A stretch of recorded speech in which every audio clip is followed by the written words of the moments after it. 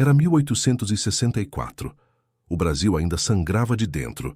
Havia um nome numa lista de voluntários que nunca deveria estar lá. Não era o nome de um homem livre, era o nome de Tobias, escravizado, 23 anos, nascido no engenho de Coronel Azeredo Valcourt, no interior da Bahia. Um homem que sabia ler mapas antes de aprender que isso era proibido para ele.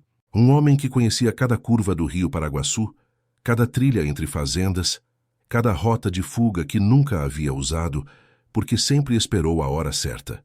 A hora chegou na forma errada.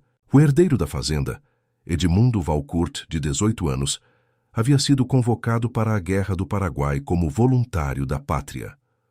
O pai, o coronel, não permitiria que seu único filho legítimo morresse em trincheira. Havia uma solução antiga, usada por fazendeiros de toda a província: mandar um escravo no lugar. O documento foi rasurado. O nome foi trocado. E Tobias foi embarcado acorrentado até o porto de Salvador, não como escravo fugido, não como criminoso, mas como recruta voluntário Tobias do Valcourt, servindo em nome do Império. Havia algo, porém, que o coronel não contava. Tobias voltaria. Mas antes de entender o que ele trouxe de volta, é preciso entender o que o criou. Aqui do Brasil, onde esses registros ainda existem em cartórios empoeirados, em livros de matrícula com páginas rasgadas e nomes riscados com tinta grossa, inscreva-se no canal. O próximo documento pode não estar aqui amanhã. Roteiro. O calor da senzala era diferente do calor do sol. Era um calor parado, sem vento, sem saída. Era o cheiro de palha úmida, de suor velho, de carne que já não estranha mais a dor. Tobias acordava antes de todos os outros. Não por disciplina, por necessidade, porque havia uma janela estreita, quase uma fresta, no canto norte da senzala. E por essa fresta, nas primeiras horas da manhã, antes que a névoa se dissipasse sobre o canavial, entrava uma luz que batia exatamente sobre o chão batido, e ali, com um graveto, Tobias desenhava. Não letras, não poesia, não contos. Mapas, rotas, distâncias calculadas em passos, pontos de água, atalhos que os capatazes não conheciam. A topografia inteira da fazenda Valcourt, desenhada toda manhã no chão e apagada antes do primeiro sino. Ninguém sabia disso. Ninguém prestava atenção no escravo quieto, que chegava primeiro ao campo e saía por último. Mas Delmiro sabia. Delmiro era o feitor. 42 anos, filho bastardo de um capataz português com uma escravizada liberta. Um homem que havia aprendido a exercer poder porque nunca havia tido nenhum em casa. Um homem cujo chicote estava sempre à mão, mesmo quando não havia razão para usá-lo, especialmente quando não havia razão. Era uma manhã de agosto de 1863, quando Delmiro encontrou os desenhos. Tobias estava ajoelhado no chão, terminando um traçado que mostrava a distância entre o engenho e a estrada imperial. 3 léguas, com um atalho pelo bambuzal que cortava esse caminho pela metade. Delmiro parou atrás dele. Ficou olhando por tempo demais, e então disse, com uma voz baixa e perigosa como cobra se movendo na grama: "Que diabo é isso?" Tobias não respondeu imediatamente. Apagou o desenho com a palma da mão. Com calma, com a precisão de quem já fez isso centenas de vezes. "Nada, senhor Delmiro. Só risco de mão boba." O feitor desceu o chicote na costa de Tobias com força suficiente para dobrar qualquer outro homem. Tobias não dobrou. Esse foi o primeiro erro de Delmiro, achar que podia medir esse homem. O segundo erro veio no dia seguinte. Na frente de todos os cativos, na hora do almoço, diante das bacias de angu ralo e feijão sem sal, Delmiro apontou para Tobias e disse o que não devia. "Esse aqui se acha esperto, se acha melhor do que os outros. Vou mostrar para todo mundo o que acontece com o escravo que esquece o lugar dele." Deu um passo à frente, levantou a mão com o chicote, e aí aconteceu algo que nenhum dos presentes jamais esqueceu, e que nenhum deles foi autorizado a repetir. 10 segundos, não mais do que isso. Tobias se levantou do banco de madeira com um movimento tão calculado que pareceu lento, e foi rápido. O primeiro movimento desviou o chicote. O segundo movimento foi o cotovelo no rosto de Delmiro. Um golpe seco, preciso de baixo para cima. Os dentes do feitor bateram no chão como cascalho. Os 4 capatazes que estavam no pátio correram em direção a Tobias. O primeiro chegou primeiro, e foi o último a se levantar. Tobias não lutou com raiva. Lutou com geometria, com distância, com ângulo. Com o conhecimento de quem havia passado anos observando como corpos se movem quando tentam dominar outros corpos, e aprendeu a se mover diferente. Quando os 4 capatazes estavam no chão e Delmiro cuspia sangue e dentes no barro, Tobias parou. Ficou de pé. Não fugiu, porque sabia que se fugisse, matariam alguém em seu lugar. O coronel Azeredo Valcourt foi chamado de dentro da Casa Grande. Chegou com sua bengala de jacarandá e seu chapéu de abas largas, e a expressão de quem tende a administrar um inconveniente. Olhou para os capatazes no chão. Olhou para Delmiro com o rosto partido. Olhou para Tobias de pé, imóvel, sem baixar os olhos, e calculou. Um homem capaz de derrubar 4 capatazes sem arma era um homem perigoso se ficasse na fazenda, mas era um homem valiosíssimo em outro lugar. A guerra estava começando, e o filho do coronel precisava de um substituto. O documento foi redigido naquela mesma noite. O tabelião foi chamado às 10 horas da noite. Havia uma lamparina sobre a escrivaninha e uma garrafa de cachaça que o coronel não ofereceu a ninguém. O escrivão escreveu com a letra inclinada de quem prefere não saber o que está registrando. No livro de matrícula da fazenda, o nome de Tobias foi riscado com uma linha grossa de tinta preta. Numa folha separada, uma folha que não seria arquivada no cartório, apenas entregue ao oficial de recrutamento em Salvador, havia um nome diferente. Tobias do Valcourt, 23 anos, pardo, voluntário da pátria, em serviço pelo herdeiro Edmundo Azeredo Valcourt, nos termos da lei em vigor. Havia uma promessa verbal do coronel. Se Tobias servisse e voltasse vivo, receberia a alforria. Não havia papel assinado. Não havia testemunha. Havia apenas a palavra de um homem que havia chamado o tabelião às 10 da noite para falsificar um documento de recrutamento. Tobias ouviu a promessa. Não disse nada, porque já havia aprendido, muito antes daquela noite, que a única promessa que vale é aquela que você pode provar, com papel, com testemunha, com selo e assinatura. E enquanto era conduzido ao porto de Salvador na manhã seguinte, algemado pelo pulso a uma corrente de outros 3 recrutados, Tobias fazia uma coisa. Memorizava cada rosto, cada nome dito em voz alta, cada detalhe do documento que lhe mostraram por um segundo antes de dobrarem e guardarem. Havia uma rasura no nome, havia uma data alterada e havia uma assinatura que ele reconhecia, porque havia visto aquela caligrafia muitas vezes em ordens de trabalho e em recibos de venda. Era a assinatura do coronel Valcourt. Isso era suficiente. Por enquanto, inscreva-se no canal, aqui do Brasil, onde esses registros ainda dormem em cartórios que ninguém abriu faz décadas. Quando a prova some, a mentira vira versão oficial. O navio partiu de Salvador no dia 14 de setembro de 1863. Era um vapor mercante requisitado pelo Império, adaptado às pressas para transporte de tropas. Nas cobertas inferiores, homens dormiam amontoados sobre tábuas molhadas. O cheiro de vômito e urina misturava-se com a fumaça do motor. Havia baratas no pão. Tobias não dormia. Observava. Havia naquele navio 86 homens em situação semelhante à sua, livres no papel, recrutados à força na prática. Filhos de agricultores pobres arrancados de suas roças, escravizados alforriados em troca da guerra, sem papel de alforria. Índios trazidos de aldeamentos. Negros libertos que escolheram se alistar para não serem presos por dívidas fabricadas. O Exército Brasileiro de 1864 era isso. Uma coleção de homens que o Império não queria em casa, mas precisava na trincheira. O oficial que comandava o transporte se chamava Tenente Boaventura Lacerda. 35 anos, cabelo com brilhantina, bigode fino, uniforme imaculado. Passava as manhãs no convés superior com sua luneta e suas cartas náuticas. Passava as tardes escrevendo relatórios. Na terceira noite de viagem, Tobias foi acordado por um ruído.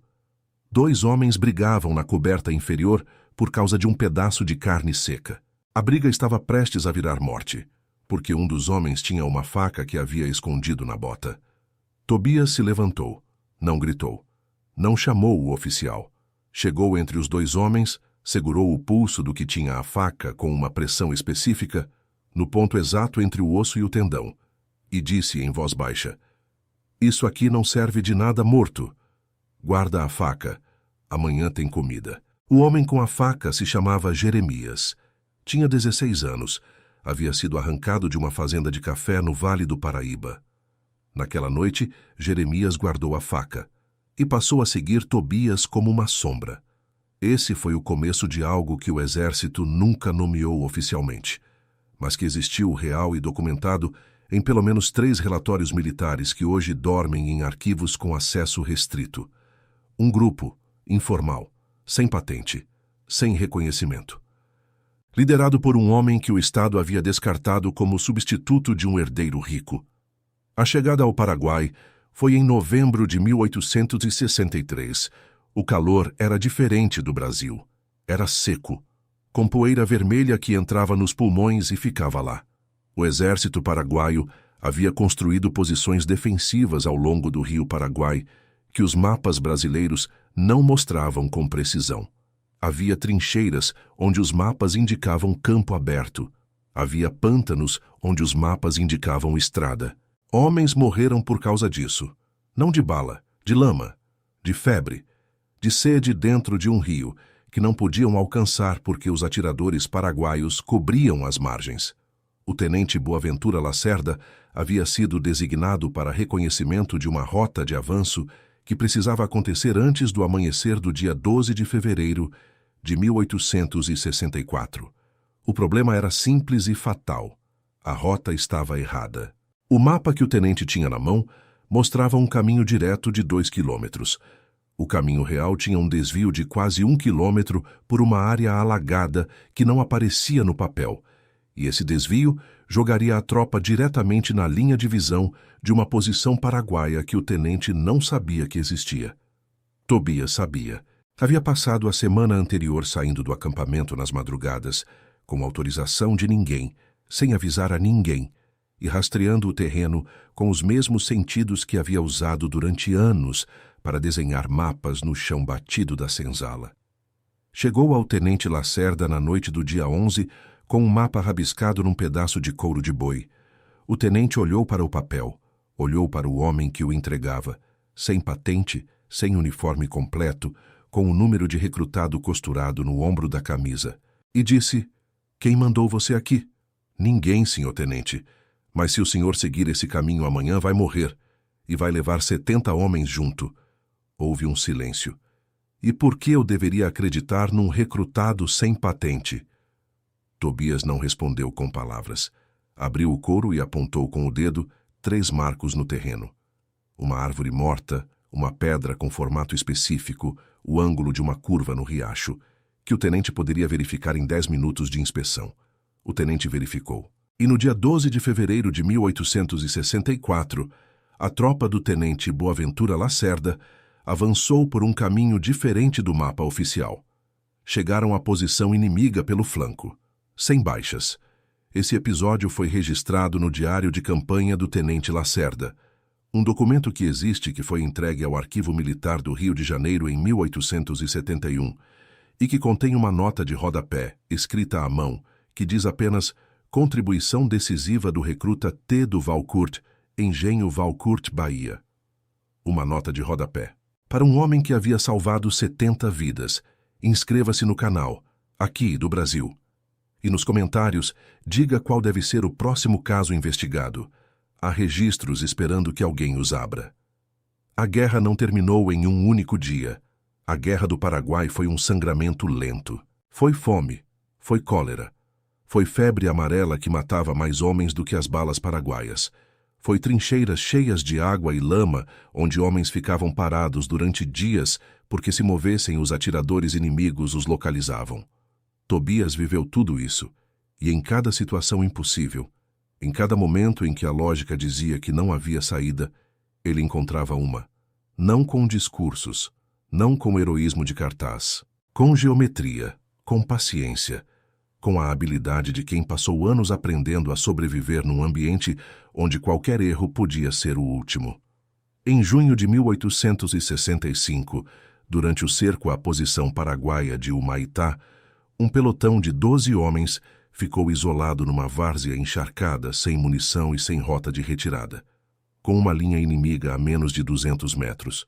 O oficial encarregado havia morrido na noite anterior. Sem comando formal, os homens estavam paralisados. Tobias assumiu sem pedir permissão. Organizou os 12 em grupos de 3, distribuiu funções, calculou o ângulo morto da posição inimiga, o ponto cego no campo de visão dos atiradores paraguaios, usando apenas a posição do sol e a sombra projetada por uma fileira de árvores. Por esse ângulo morto de madrugada, os 12 homens se retiraram. Todos os 12. O relatório dessa retirada foi escrito pelo sargento Clodoaldo Ferraz, um dos 12 sobreviventes. Ele descreveu Tobias como o homem que nos tirou vivos de lá, sem patente e sem nome no livro de oficiais. Sem patente, sem nome no livro de oficiais. Essa era a natureza do reconhecimento que o Estado oferecia a homens como Tobias. Existir nas notas de rodapé, nas descrições informais, nos agradecimentos que nunca viravam promoção nem papel assinado. Porque promovê-lo oficialmente criaria um problema. Tobias do Valcourt não era um soldado livre alistado, era um escravo mandado no lugar de um herdeiro rico. E se houvesse um registro oficial de sua patente, se houvesse um documento com seu nome e suas ações, aquele documento poderia ser apresentado num cartório, num julgamento, numa exigência de alforria. O Estado sabia disso, e o Estado agia de acordo. A guerra terminou oficialmente em 1 de março de 1870. Francisco Solano Lopes morreu naquele dia, às margens do riacho Aquidabã, sob as balas do exército brasileiro. O Paraguai havia perdido mais da metade de sua população. O Brasil havia perdido 50.000 homens, a maioria negros, a maioria pobres, a maioria recrutados à força. Os sobreviventes começaram a voltar. Navios carregados de homens destruídos pelo que haviam visto, pelo que haviam feito, pelo que havia sido feito a eles. Tobias embarcou em Assunção no dia 17 de abril de 1870. Jeremias embarcou junto, 23 anos agora, com uma cicatriz no rosto e uma calma de homem mais velho. E o sargento Clodoaldo Ferraz embarcou junto também, com seu diário de campanha, suas cartas enviadas à família e uma carta específica que havia escrito, no fronte, dirigida ao coronel Valcourt, descrevendo o que Tobias havia feito durante 6 anos de guerra. Essa carta existia. Essa carta chegou ao Brasil antes de Tobias, e quando chegou, causou exatamente o tipo de problema que o coronel Valcourt havia passado 6 anos tentando evitar. A notícia chegou ao engenho Valcourt numa tarde de março de 1870. Um mensageiro trouxe um envelope com o papel timbrado do Exército Imperial. Não uma ordem, não um comunicado oficial, mas uma carta pessoal do sargento Ferraz para o coronel Valcourt. O coronel leu uma vez, fechou a carta e chamou o tabelião. Não o mesmo tabelião de 1863. Esse havia morrido de febre 2 anos depois. O novo tabelião era mais jovem, mais ambicioso, mais disposto a assinar o que o coronel pedisse em troca das favores certos. Havia um problema que precisava ser resolvido antes que Tobias chegasse ao porto de Salvador. O problema tinha nome: a promessa de alforria. Verbal, sem papel, sem testemunha viva. O tabelião original estava morto, os capatazes que estavam presentes haviam sido substituídos. O próprio Delmiro havia morrido de cólera em 1866. Não havia prova de que a promessa havia sido feita, mas havia o registro militar. O documento de recrutamento com o nome de Tobias, a data rasura e a substituição pelo nome do herdeiro. Esse documento existia. E se Tobias o apresentasse, se ele chegasse ao cartório com esse papel na mão e um testemunho de como havia sido recrutado, criava um escândalo que o coronel não poderia controlar. A solução foi simples e brutal. O documento precisava desaparecer. O coronel mandou uma mensagem ao oficial de recrutamento em Salvador, o mesmo que havia recebido o papel falsificado em 1863. Esse oficial havia sido promovido, havia mudado de posto, havia construído uma carreira inteira que dependia de ninguém investigar o que havia feito naquele setembro de 1863. A conversa não foi registrada, mas a consequência foi. Quando Tobias desembarcou no porto de Salvador no dia 2 de maio de 1870, 6 anos, 7 meses e 18 dias depois de ter sido embarcado algemado naquele mesmo cais, havia um homem esperando, não para recebê-lo como herói, para prendê-lo. A ordem de prisão dizia que Tobias do Valcourt havia abandonado o serviço por voluntário descumprimento de contrato com o proprietário legal. Em outras palavras, deserção de escravo. Como se a guerra não houvesse existido. Como se 6 anos no fronte paraguaio não houvessem acontecido. Como se o nome no documento de recrutamento fosse o nome de uma propriedade, não de um homem. Jeremias viu o momento em que o oficial colocou as algemas no pulso de Tobias, e pela primeira vez, desde os 16 anos em que havia guardado a faca no navio, Jeremias não guardou nada. Inscreva-se no canal, aqui do Brasil, porque quando a prova some, a mentira vira versão oficial, e essa investigação ainda não terminou. O que aconteceu nas 12 horas seguintes ao desembarque de Tobias no porto de Salvador é um dos episódios mais bem documentados e mais completamente ignorados da história da escravidão no Brasil. Bem documentado porque o sargento Clodoaldo Ferraz era um homem metódico. Ele havia enviado a carta ao coronel Valcourt, mas havia guardado uma cópia. E havia guardado mais do que isso. Durante 6 anos no fronte paraguaio, Ferraz havia mantido um diário de campanha com detalhes precisos, datas, nomes, ações, localidades. Um diário que mencionava Tobias em pelo menos 47 entradas, não como o escravo, não como o recruta, mas pelo nome, pela ação e pela consequência. 47 entradas. Esse diário estava na bolsa de couro que Ferraz carregava quando desembarcou, 2 dias depois de Tobias, no mesmo porto de Salvador. Quando Ferraz chegou e perguntou pelo recruta Tobias do Valcourt, e foi informado que esse homem havia sido preso por ordem do proprietário legal, o sargento Clodoaldo Ferraz fez uma coisa que poucos homens de sua posição teriam feito. Ele foi ao cartório. Não aquele do porto, não ao mais conveniente. Ao cartório do centro da cidade, onde o tabelião-mor da província havia seu escritório, onde os documentos eram registrados em livro de tombo, com força legal que nem mesmo o coronel Valcourt poderia simplesmente fazer desaparecer. Ferraz chegou ao cartório às 4 da tarde com seu diário de campanha, com as cartas que havia escrito durante a guerra e com um documento específico que havia solicitado ao arquivo militar antes de embarcar. Uma cópia certificada do relatório de operações de fevereiro de 1864. O relatório que descrevia a contribuição do recruta T. do Valcourt na retirada do pelotão isolado. Uma cópia certificada, com o carimbo do arquivo militar, com a data, com o nome. Ferraz pediu ao tabelião-mor que registrasse uma declaração.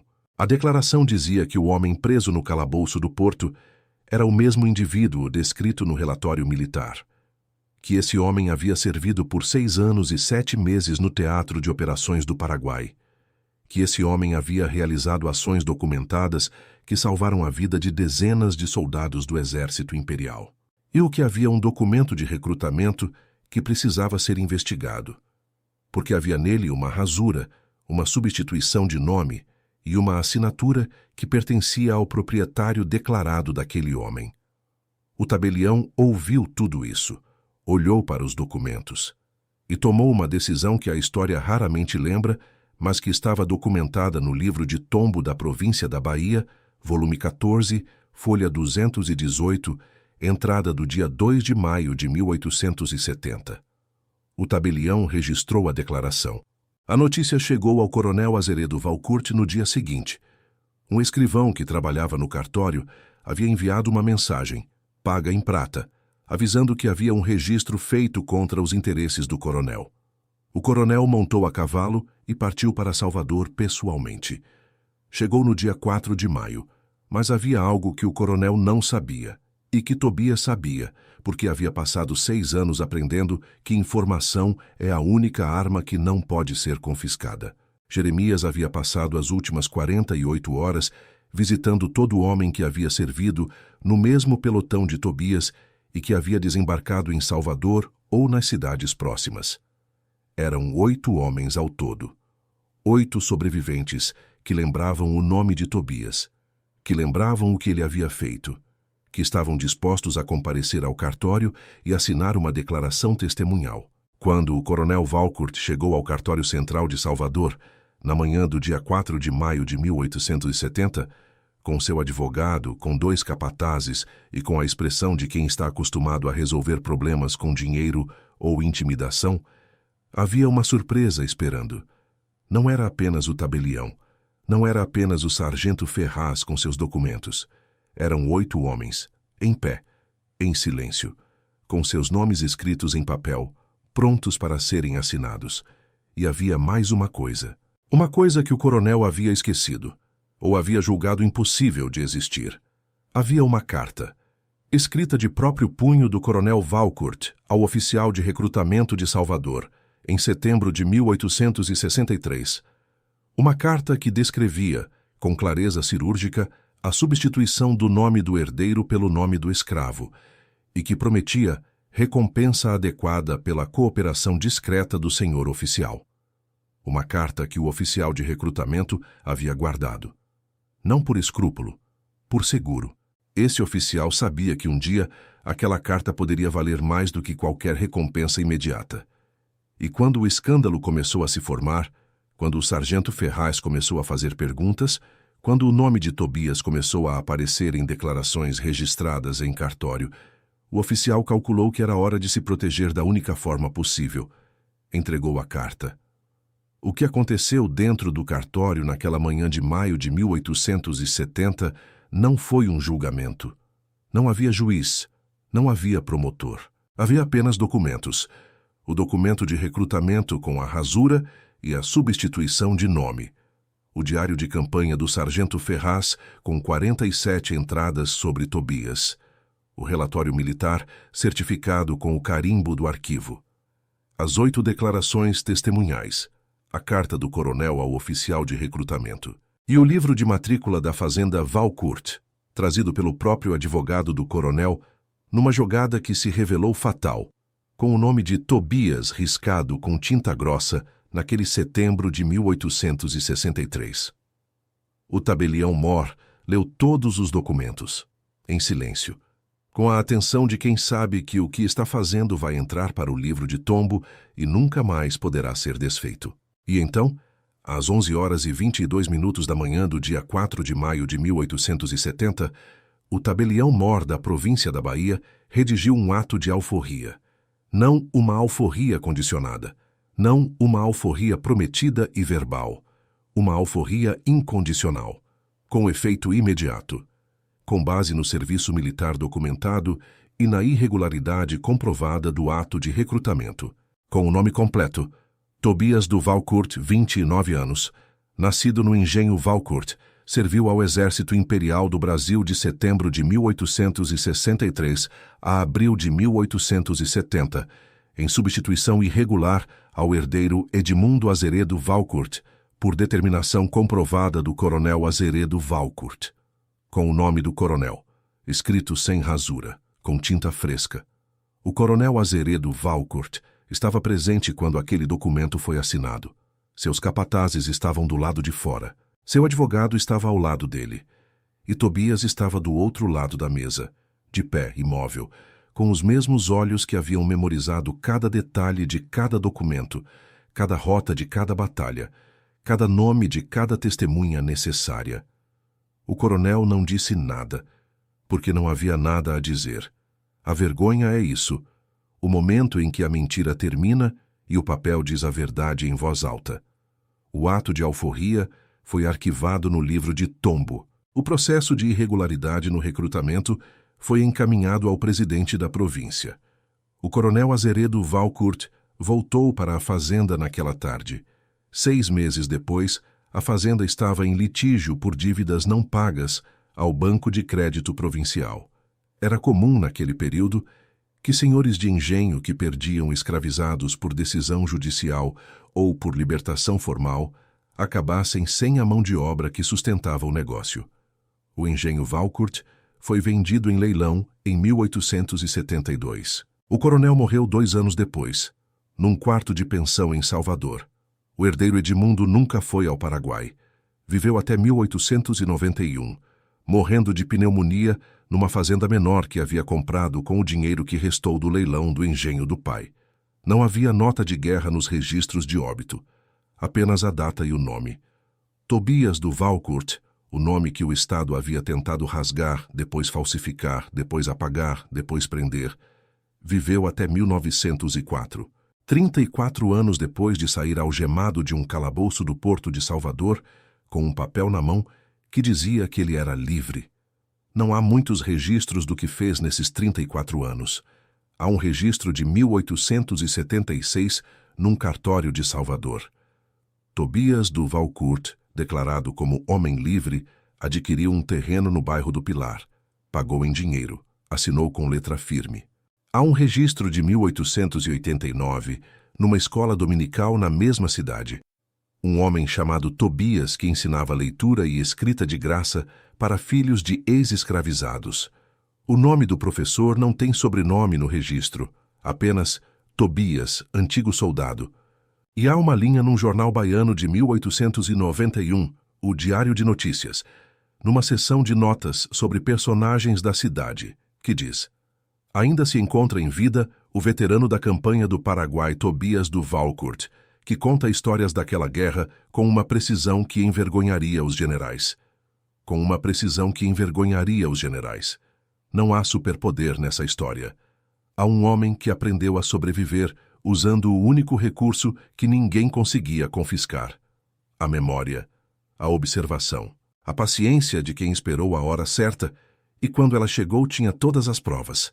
Esse caso existiu, não exatamente com esses nomes, não exatamente com esses documentos, mas com essa estrutura, com essa mecânica de substituição, de rasura, de promessa verbal sem papel, de serviço documentado negado, de vergonha pública que o Estado tentou evitar e não conseguiu. Essa história aconteceu múltiplas vezes, em múltiplas províncias. Os registros existem, em cartórios, em arquivos militares, em livros de tombo com páginas amareladas e tinta desbotada, esperando. Aqui do Brasil, onde esses arquivos ainda guardam o que o poder tentou apagar, inscreva-se no canal. O próximo caso está nos documentos, e ele é ainda mais perigoso do que esse. Nos comentários diga qual deve ser o próximo caso investigado: tráfico interno, quilombo sitiado, revolta sufocada, alforria roubada. Há registros para cada um desses crimes, e alguém precisa abri-los. A guerra não terminou quando os tiros cessaram. O inimigo verdadeiro esperava em casa, com tinta fresca e papel em branco, pronto para rasgar qualquer nome que se tornasse inconveniente. Tobias soube disso desde o começo, e soube também que a única resposta possível era a mesma que havia usado para desenhar mapas no chão batido de uma senzala na madrugada: precisão, paciência, prova. Esse é o caso, esse é o registro, e ele não vai desaparecer.